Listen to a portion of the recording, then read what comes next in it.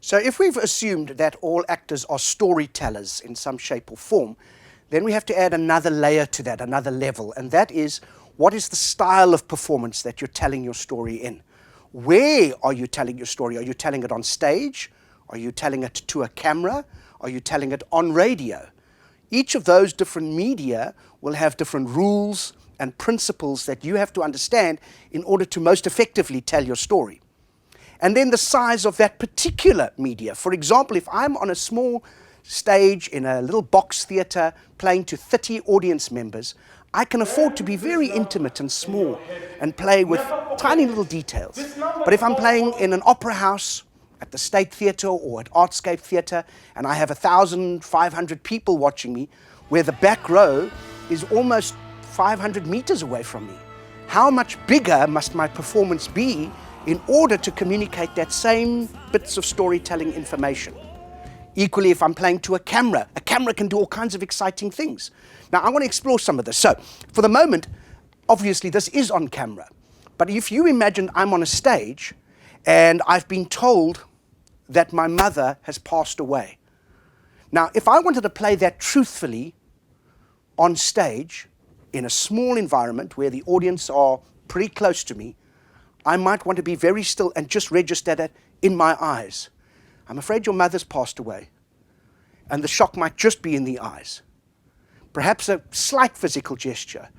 I might just recoil ever so slightly.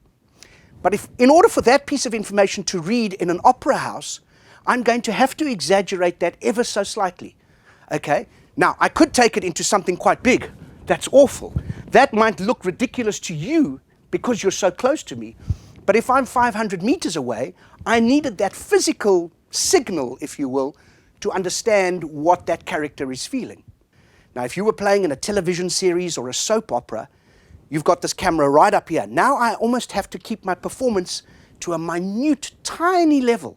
So if I'm told something, you might only see it in the flaring or the opening of the irises in my eyes. Now, an actor can choose to do almost nothing, and you, the audience, will project that emotion on my face.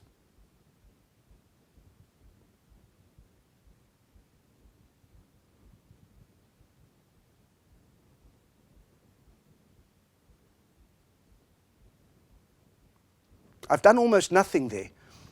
But you're watching for a reaction and projecting. Sometimes the audience does the work for you. Watch the difference between a completely neutral headspace, I'm thinking no thoughts whatsoever, and then I'll just give myself a couple of thoughts. I won't tell you what I'm thinking, but see if you can spot the difference between the two. Here's a neutral space.